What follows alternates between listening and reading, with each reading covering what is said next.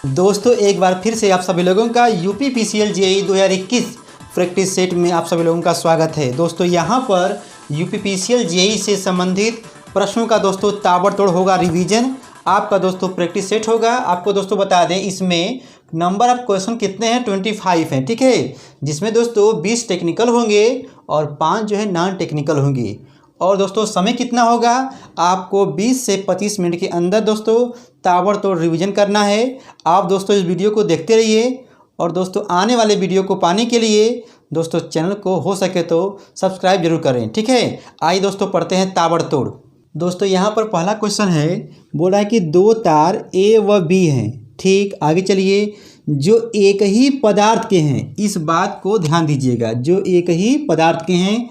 कहने का मतलब यह है कि यदि कॉपर का वायर होगा तो कॉपर का ही दोनों वायर हैं, ए और बी दोनों। यदि स्टील के हैं तो स्टील के ही होंगे, मतलब एक ही पदार्थ के हैं। चलिए, किंतु भिन्न लंबाई यल और 2l है। एक की लंबाई कितनी है, यल है, और सेकंड की कितना है, 2l है।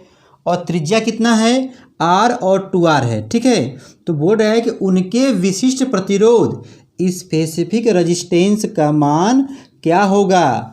लेकिन दोस्तों बोला कि अनुपात ज्ञात कीजिए, रजिस्टिविटी का रेशियो ज्ञात करना है।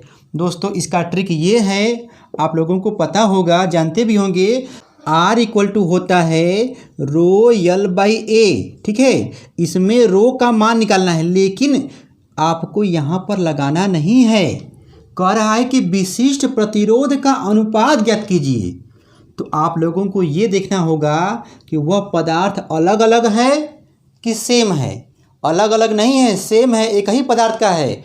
जब एक ही पदार्थ का जब होता है मेरे दोस्तों, तो आपको हमेशा ρ1/ρ2 का मान लिखना चाहिए 1:1, ठीक है। ये आपका ट्रिक है दोस्तों। ताबड़तोड़ में बिना लगाए आप लोग जो है इसको सॉल्व कीजिएगा। ऑप्शन नंबर यहाँ पर सी सही है, क्योंकि दोस्तों लंबाई, एरिया, रेजिस्टेंस बदल सकता है, लेकिन रो का मान समान रहेगा। चाहे उसको आप कितना भी खींच दो, छोटा सा वायर है, कॉपर का है, उसका जितना मान होगा छोटे वायर के लिए रो का मान, उतना ही रो का मान क्या होगा, बड़े वायर के लिए होगा। कहने का मतलब दोस्तों ये है कि आप लोग समझदार हैं। आप लोगों को सिर्फ ये बताना था कि जब एक ही पदार्थ का होगा उस समय विशिष्ट प्रतिरोध का अनुपात पूछेगा, तो दोस्तों आप मुस्कुरा के जवाब दीजिएगा 1:1, ठीक है ना। 1:1 का अनुपात होगा। दोस्तों ये हुआ ताबड़तोड़ में क्वेश्चन नंबर 1, ठीक है। दोस्तों यहाँ पे देखिए अगला क्वेश्चन दिया है कि दो ठीक है, 2000 ओम के और 2 वाट के, 2000 ओम और 2 वाट के रजिस्टर जो है पैरेलल में कनेक्ट है, मतलब समांतर में क्या है, कनेक्ट किए गए हैं, ठीक। आगे चलिए, बोला है कि उनका संयुक्त प्रतिरोध, ठीक है, मान क्या होगा और वाट रेटिंग क्या होगी, वाटेज रेटिंग क्या होगा। दोस्तों कहने का मतलब यह है कि 2000 ओम और 2 वाट का 2 क्या रजिस्टर हैं, उनको समांतर में कनेक्ट किया गया है, और पूछ रहा है कि टोटल इक्विवेलेंट जो है रेजिस्टेंस का मान क्या होगा और उसकी टोटल जो है वाटेज रेटिंग क्या होगी, ठीक है। दोस्तों आप लोग समझदार हो, ताबड़तोड़ लगाइए। दोस्तों यहाँ पे बोलेंगे कि चलो भाई ये हो गया पहला रजिस्टर, ठीक है, कितना मान का है बताइए, ये हो गया 2000 ओम का, और ये भी जो है कितना है, 2000 ओम का है, ठीक है। और ये है 2 वाट का, और ये भी है 2 वाट का, ठीक। तो दोस्तों आर का मान निकालने के लिए आपको पता होगा, जब दो समांतर में होते हैं तो क्या करते हैं, दोनों का गुणा अपान दोनों का जोड़ देते हैं, ठीक है। तो यहाँ पे हो जाएगा 2000 × 2000, ठीक है, दोनों का गुणा कर दिए, फिर दोनों को जोड़ देंगे, 2000 + 2000 कितना होगा बताइए। जब दोस्तों आप लोग इसको सॉल्व करोगे तो इसका मान आएगा 1000। लेकिन दोस्तों आपको हम नहीं बता रहे हैं, उनके लिए इस तरह से बता रहे हैं जिनका बेस कमज़ोर है। आप लोग दोस्तों इसको सॉल्व कर लीजिएगा। यहाँ पे हो जाएगा 4 पर कितना होगा बताइए, 6 0 हो जाएगा, ठीक है, यहाँ पे लिखिएगा। और यहाँ पे हो जाएगा 4 पर 3 0, ठीक है। कैसे, 2000 कितना हो जाएगा, 4000, 3 0 से इसको उड़ा दो तो कितना हो जाएगा बताइए, 4000/4 मतलब आ जाएगा 1000। ये हो गया टोटल इक्विवेलेंट रेजिस्टेंस का मान हो जाएगा, ठीक है ना। Req का मान जो है आपका हो गया, ठीक। अब देखिए 1000 जो यहाँ भी दिखाई दे रहा है और यहाँ भी दिखाई दे रहा है, तो अब समस्या ये है कि यहाँ पे लिखा है 2 वाट और यहाँ पे लिखा है 4 वाट। तो पहले वाट का मान बताइए। देखिए, चाहे सीरीज हो चाहे पैरेलल कनेक्टेड हो, ठीक है, रजिस्टर, वहाँ पर पावर का मान क्या होता है बताइए। टोटल पावर का मान जो होता है P1 + P2, ठीक है, और होता तो लिखते P3, लेकिन यहाँ पे 2 है ना, तो आप लोग क्या करोगे, यहाँ पर P1 + P2 करोगे। यहाँ पे जवाब हो जाएगा 2 वाट + 2 वाट कितना होगा बताइए, 4 वाट हो जाएगा। कहने का मतलब ये है, आप लोगों को नया बात ये जानिए, आप लोग जानते होंगे, मुझे पता है। यहाँ पर ये बोलिए कि टोटल पावर का मान क्या होगा 4 वाट और REQ का मान कितना होगा 1000 ओम होगा। दोस्तों जवाब हो जाएगा ऑप्शन नंबर बी, ठीक है। आप लोग दोस्तों ऐसे सवाल आएंगे तो चुटकियों में उड़ाएंगे, मुझे पता है, ठीक है। दोस्तों आप लोग इसको देखिए, ताबड़तोड़ लगाइए, ठीक है। दोस्तों यहाँ पे देखिए, किरचॉफ से संबंधित प्रश्न है। बोल रहा है कि चित्र ए में I का मान होगा। दोस्तों ये चित्र है, ठीक है, यहाँ पे करंट आ रहा है, ठीक है, और दोस्तों यहाँ पर भी करंट क्या कर रहा है, आ रहा है, ठीक। अब यही करंट दोस्तों यहाँ से जाएगा, तो कह रहा है कि यहाँ पर इस I का मान निकालना है। देखो, जहाँ पर इस I का मान यहाँ पे निकालना है, इसको हम लेते हैं नोड, ठीक है, संधि लेते हैं, जंक्शन लेते हैं। दोस्तों अब क्या करोगे, यहाँ पे हमने देखा कि ये दोनों करंट जो जा रहा है, किरचॉफ का प्रथम नियम यही ना होता है कि किसी संधि बिंदु पर मिलने वाली सभी धाराओं का कौन सा योग, बीजगणितीय योग क्या होता है, 0 होता है। या ऐसे बोलते हैं, आने वाली धाराओं का योग बराबर जाने वाली धाराओं का योग होता है, यही ना होता है। आप लोग समझदार हैं।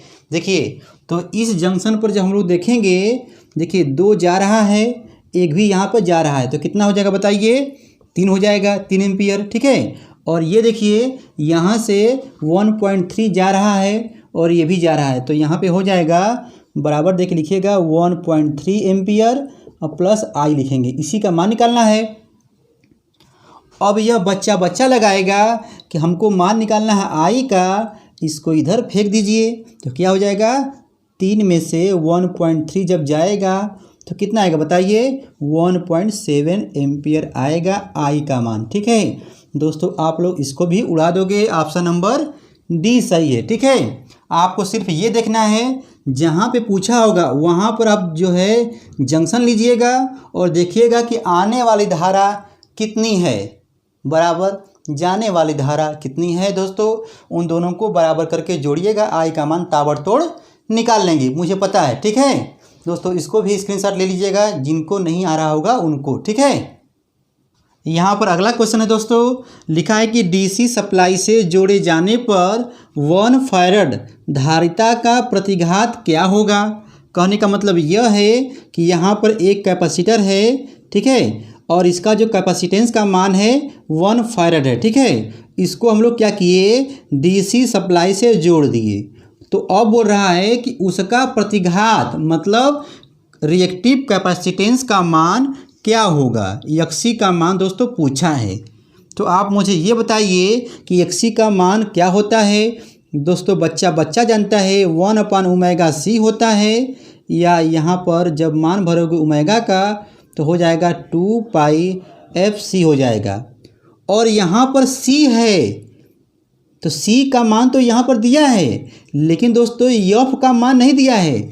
लेकिन आप लोग जानते होंगे कि DC सप्लाई, DC सोर्स जब होता है तो यहाँ पर फ्रीक्वेंसी का मान क्या होता है, बोलो, 0 होता है, लड्डू होता है। दोस्तों आप लोग जानते हो, तो यहाँ पे दोस्तों हो जाएगा x = 1/2π × 0 × दोस्तों 1 है, तो बच्चा जानता है, किसी के नीचे 0 यदि लिखा गया है बटा में तो उसका मान क्या आता है, इनफाइनाइट आता है। दोस्तों तो यहाँ पे जवाब क्या होगा, ऑप्शन नंबर ए सही होगा, ठीक है। दोस्तों आप लोग ताबड़तोड़ इसको जवाब दे लीजिएगा।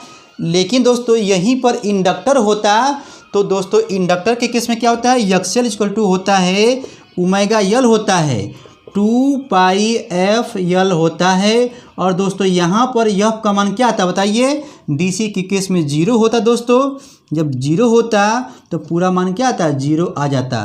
कहने का मतलब यह है कि यहाँ पर कैपेसिटर होगा तो XC का मान क्या आएगा, इनफाइनाइट आएगा, और यदि इंडक्टर होगा तो क्या आएगा, 0 आएगा। लेकिन दोस्तों हमारे प्रश्न में क्या बोला है, XC का मान निकालना है, तो क्या करोगे, ऑप्शन नंबर ए सही करोगे, ठीक है।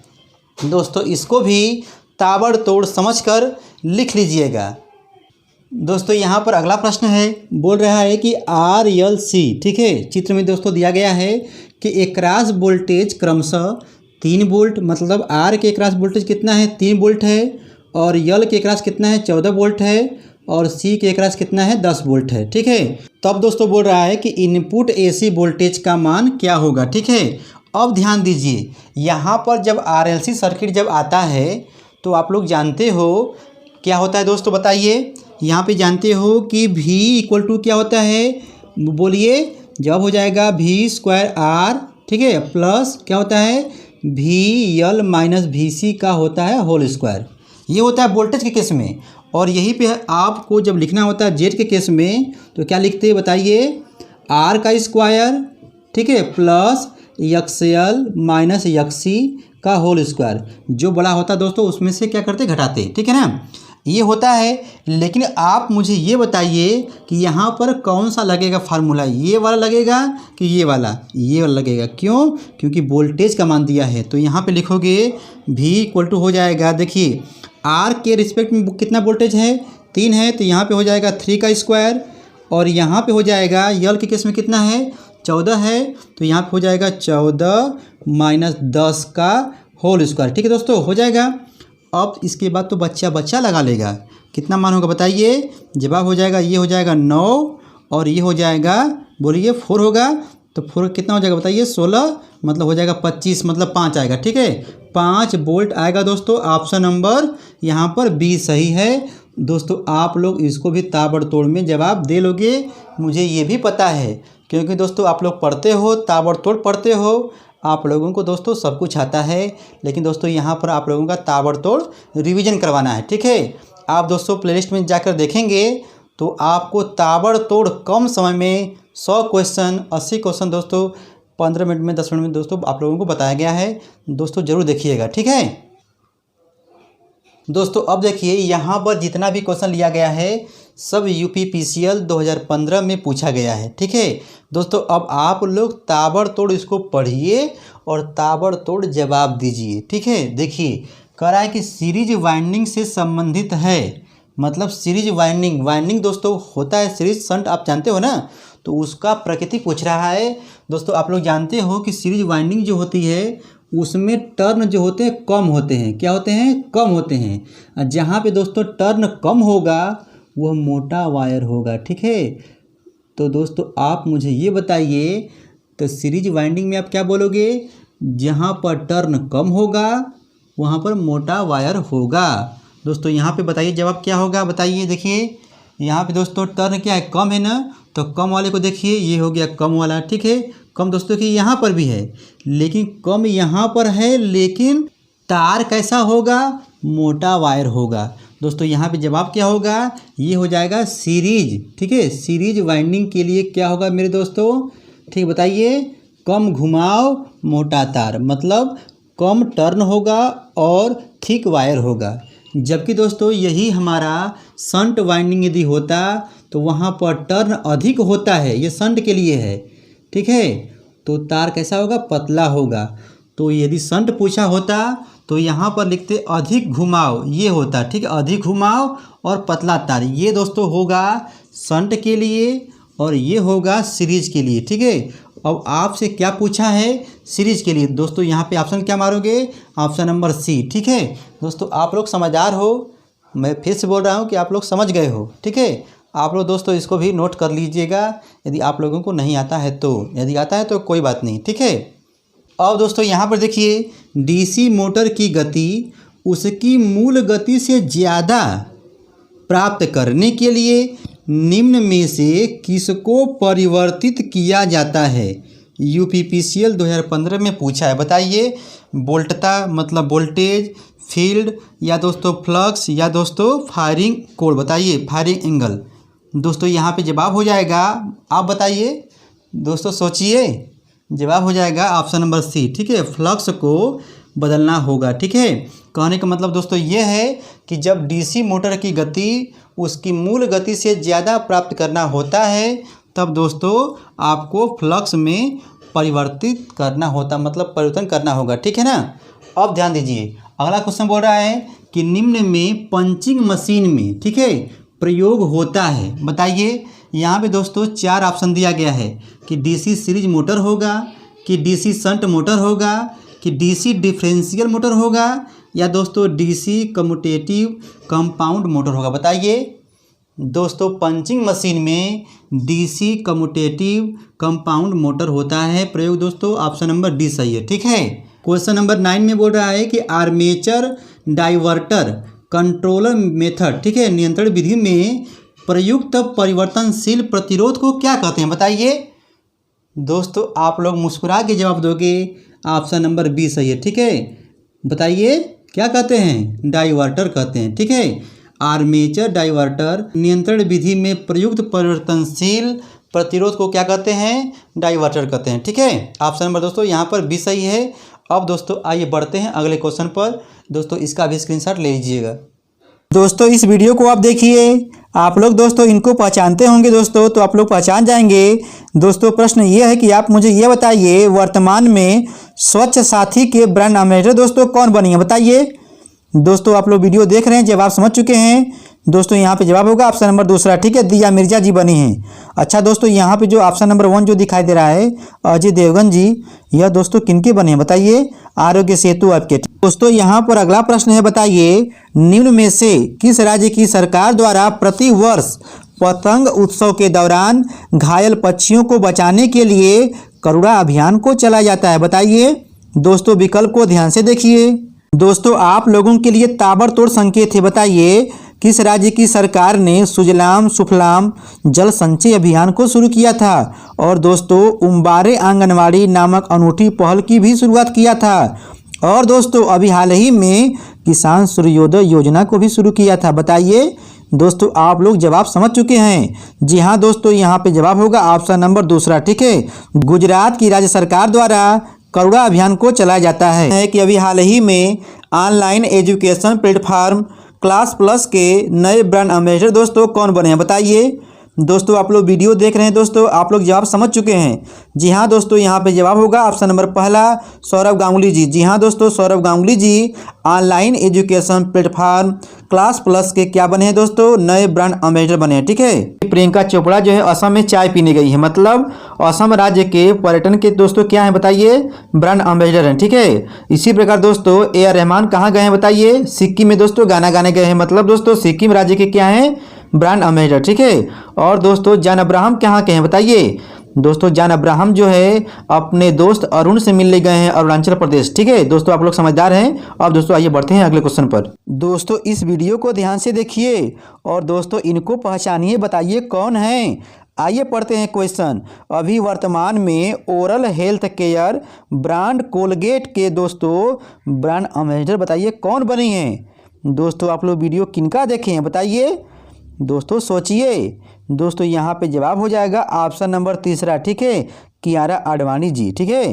कहने का मतलब दोस्तों ये है oral health care brand Colgate के ब्रांड एम्बेसडर दोस्तों कौन बनी है, बताइए कियारा आडवाणी जी बनी हैं। जबकि दोस्तों प्रियंका चोपड़ा कहाँ की बनी है, बताइए दोस्तों, सोचिए असम में दोस्तों, ठीक है, असम राज्य के पर्यटन का क्या बनी है, ब्रांड एम्बेसडर, ठीक है। जबकि दोस्तों अनुष्का शर्मा जी मां बन चुकी हैं और दोस्तों यह जो है प्रेगा न्यूज कंपनी की नई ब्रांड एम्बेसडर बनी है, ठीक है। और दोस्तों मेरे विराट भैया पापा बन गए हैं, ठीक है, एक नया डिग्री दोस्तों हासिल कर लिए हैं।